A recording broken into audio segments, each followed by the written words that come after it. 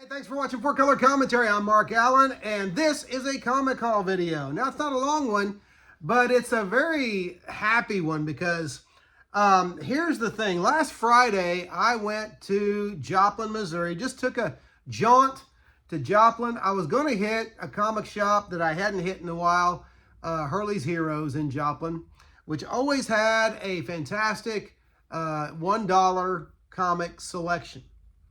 And probably been close to a year since I'd been there. In fact, it had to be close to a year since I'd been there. Now one of the things, I walked in to Hurley's Heroes, which had just come under new ownership 2 days earlier.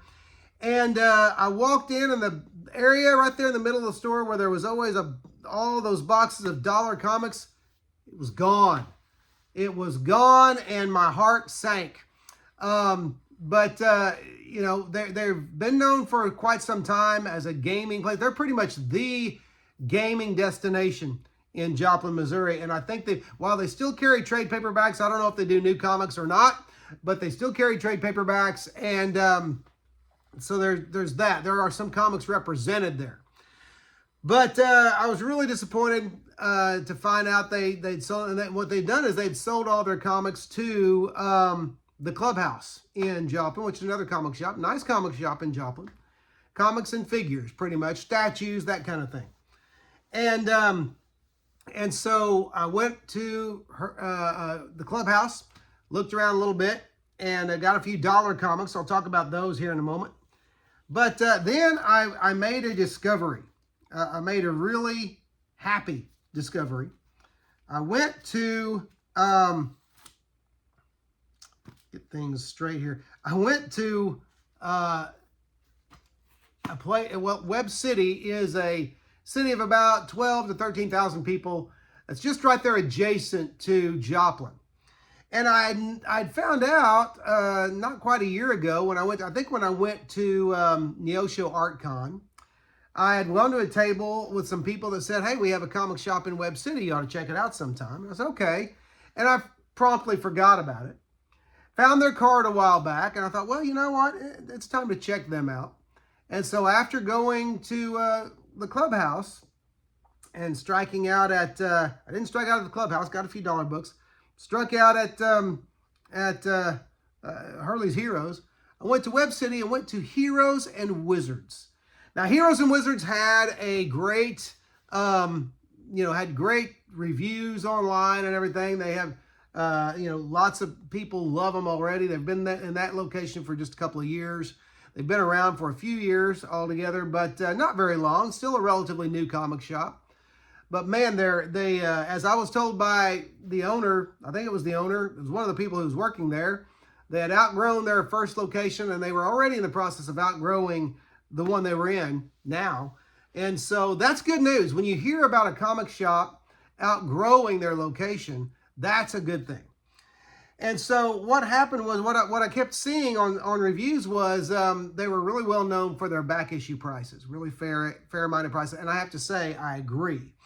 But so what I'm going to do is I'm going to start first.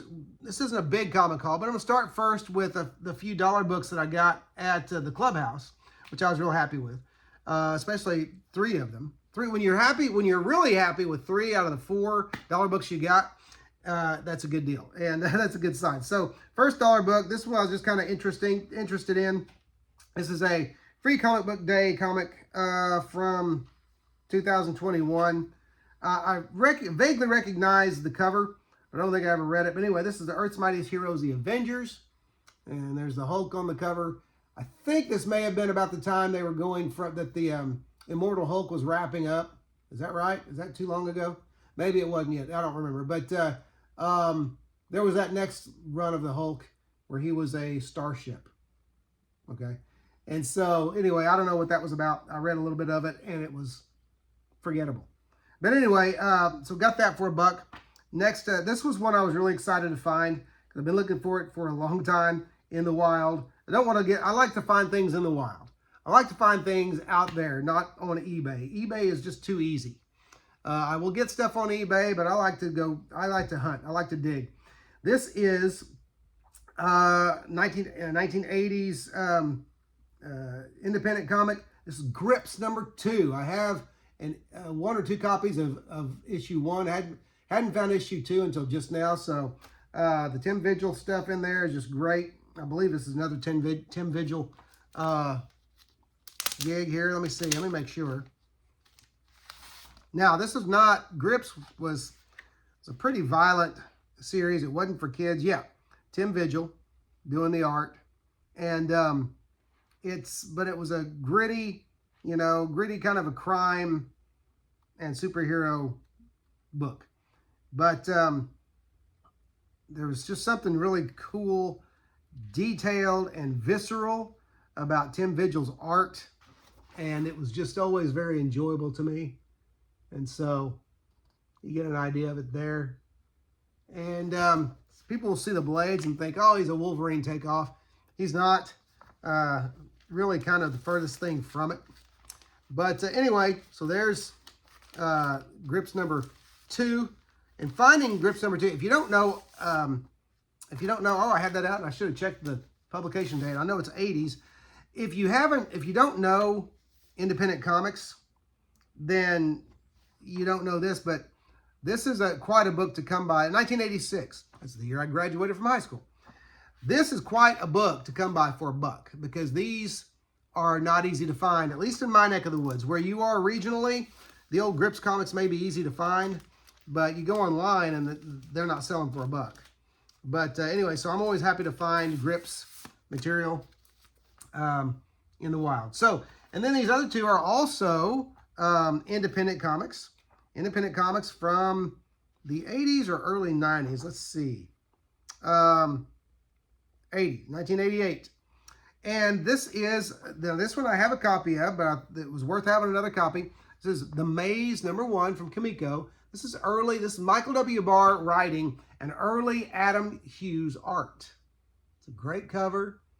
Okay. So I have issue 1, and I thought, well, it's always good to have another issue of that. But then I also found one that I didn't have, issue number 3. So again, Michael W. Barr and Adam Hughes, great stuff. That back cover is also a Hughes illustration from 1988. Beautiful stuff. I'll tell you, this guy always did good work. Even his early work was great stuff. And so that was a lot of fun. Let me show you some of the inside work, and just really nice and just beautiful to look at. And loved Hughes' storytelling even early on in his work. So anyway, those were some cool dollar finds. Maze is another one that just finding them in high grade for $1, that's difficult. Okay, it's difficult. All right, so then from there, went over to Heroes and Wizards. And man, I was so happy. I wish I had done a video tour. I'm going to have to do that. Anyway, they got a few nice books over there. This one goes into my Defenders run. This is Defenders number 13. It's part 1 of I think it's a 2-part. Classic battle of the Defenders and the Squadron Sinister, but also is the first appearance of Nebulon. This is Defenders number 13.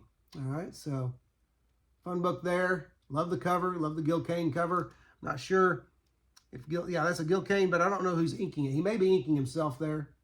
I don't know. Okay, and then got this wonderful facsimile. I didn't even know this was out. Marvel's done so many facsimiles, so has DC. But I actually got this one for $1 less than the cover price. Cover price was $5, but this is the facsimile of Marvel feature number 1, featuring presenting the Defenders. This is the Defenders origin story, how they got together as a team. There's so many things I didn't know about this book. First of all, I didn't realize that was a Neil Adams cover. Okay, beautiful cover. And I'd seen the cover a number of times, but it was a book beyond my reach, so I just never really focused on it. But Neil Adams cover, and then inside, one of my favorite pencilers, inked by one of the greatest inkers in the business, but it's Ross Andrew pencils with Bill Everett art, Bill Everett inks. I think that's right. Let me check that again. But I was so pleased. I was expecting Sal Buscema. Yeah, Bill Everett inker. I was expecting Sal Buscema, but I open it up, and it's Ross Andrew inked by Bill Everett. And that's just a wonderful, that's a combination I'd never heard of before. And so I was really anxious to get in there, you know, and read that.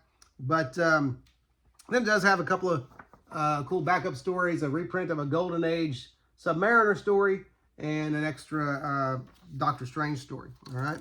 So great stuff there. Getting that for $1 less than cover price. I'll take it because it's a fairly recent, if I'm not mistaken, facsimile. Of course, you know, Marvel hasn't been doing the facsimiles for real long anyway. So, okay, and then the rest of these are a run. And here's I'm gonna tell a story I'm gonna preface this with a story about this shop. First visit there, and this shop has made a wonderful impression on me. Heroes and Wizards comics. Wonderful impression on me because I got this run. I've been looking for this run for a long time. This is a series that's hard to find because I think people buy them, as the owner said, people buy them and then they don't sell them, they don't get rid of them. This was a very entertaining Spider-Man run that started I'm going to say in the 90s, but let me check that and make sure. But it was one of the Marvel Knights titles. It's Marvel Knights Spider-Man. And if you're familiar with it, started out the Mark Miller and or Millar, however you may pronounce it, and Terry Dodson pencils. But 2004 is when it started. So I've been looking for this run, and I'd be willing to pay $2 to $3 an issue for this run, but especially finding the early issues for that, difficult. I found a bunch of this great run, and I left issue number 1. I got home and I looked through them all. Let's just go through them and I'll tell the story. But here's issue number 2. Okay, great issue with Spider-Man and Cap and Wanda. Okay, but issue number 3. Okay, issue number 4. Great Spidey and Black Cat cover there.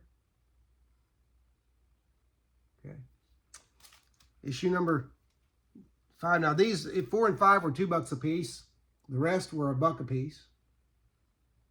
Great Dr. Octopus cover there. Oh, this one was $2 as well. Issue number 6. Okay. Issue number 7. So 3 issues were $2 a piece. The rest of these were $1. Issue number 8. What this run also includes Mac Gargan becoming Venom, the guy who was the Scorpion becoming Venom. I love that. I always loved that. This was a run that I read when it first came out, and then I got rid of it, and I've regretted it ever since. Issue number 9. Issue number 10. Issue number 11. And issue number 12. And so I had issue number 1. And what happened, I got home and I realized, where's issue number 1? They didn't put it in the bag. Oh my goodness. Now, you know, our human tendency is to blame somebody else for our mistakes. And what I did, I called and I said, hey, listen, I was just in there. They remembered me. I was just in there. I bought the Marvel Knights Spider-Man run. And they're like, yeah. And I was like, I had issue number 1 and it's not in the bag. And they started looking around and I had left it over. I'd set it aside. I had 2 through 12, but I'd set number 1 aside and I'd left it over there. So when they found it, they said, well, we'll put it back for you. And by the way, there's a couple other issues of Marvel Knights Spider-Man. I guess you didn't see them. They're $1 as well. Would you like them? Yes. I said, but I may not make it in. This is a 50-mile round trip for me. I may not make it in for a while. And they said, hey, we've got stuff in the back we've held for a month, okay? So don't worry about it. Come in and get it when you can. So not just a great comic shop, but great people running it, okay? So here's the thing. I'm just going to say this. If you are ever in the Joplin area, then Heroes and Wizards, if you're a comics fan, you got to visit. You have to go visit. You have to go see what they have. They had back issue. I was wishing I had more money to spend than I did, because they had deals galore in that place, and great value for great comics in great condition. And so you had so nice books, nice deal, nice people, nice deals and just a great store. So anyway, I wanted to mention that to you. Heroes and Wizards. I keep wanting to say comics and wizards. Heroes and Wizards comics in Webb City, Missouri. And so if you're in the Joplin area, Webb City is just right there adjacent to it, just a few miles. It's not a hard place to get to.